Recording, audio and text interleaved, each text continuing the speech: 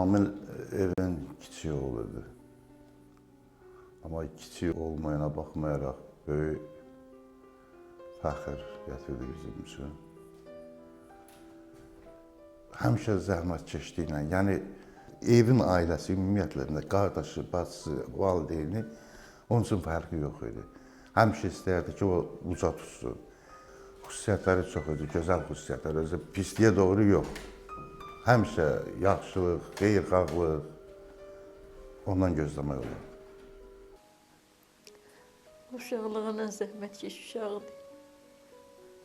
Bir tikəsin hamı ilə bölüşən uşaqdır.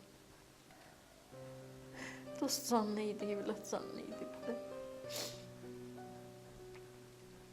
Deyərdi, özüm yeməyim, dosta yedizdirim.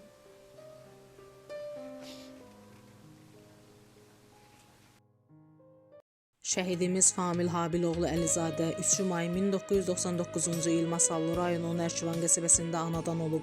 2005-2016-cı illərdə Nərkivan qəsəbəsinin 3 saylı tam orta məktəbində orta təhsilini davam etdirmişdir.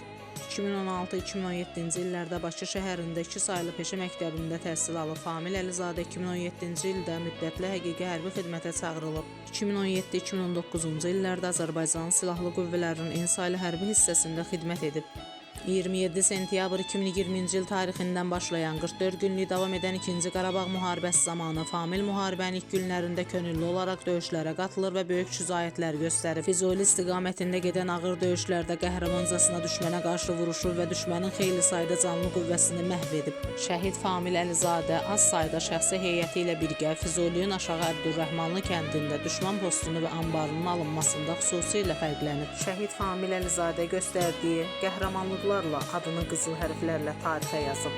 21 oktyabr Füzuli istiqamətində gedən ağır döyüşlərdə qəhrəmancasına şəhid olub. Şəhidin nəşi doğulub boya başa çatdığı Masallı rayonunun Nərkivan qəsəbəsinə gətirilir və böyük izdihamla torpağa tapşırılıb. Azərbaycan Respublikasının bütövlüyünün təmin edilməsi uğrunda döyüş əməliyyatlarına qatılan və hərbi hissə qarşısında qoyulmuş tapşırıqların icrası zamanı vəzifə borcunu şərəflə yerinə yetirdiyi üçün Azərbaycan Respublikasının Prezidenti İlham Əliyevin 15-12-ci ay 2020-ci il tarixli sərəncamına əsasən Famil Əlizadə ölümündən sonra vətən uğrunda medalı ilə Füzulinin azad olunmasına görə, Xocavəndin azad olunmasına görə cəsur döyüşçü medalları ilə təltif edilib.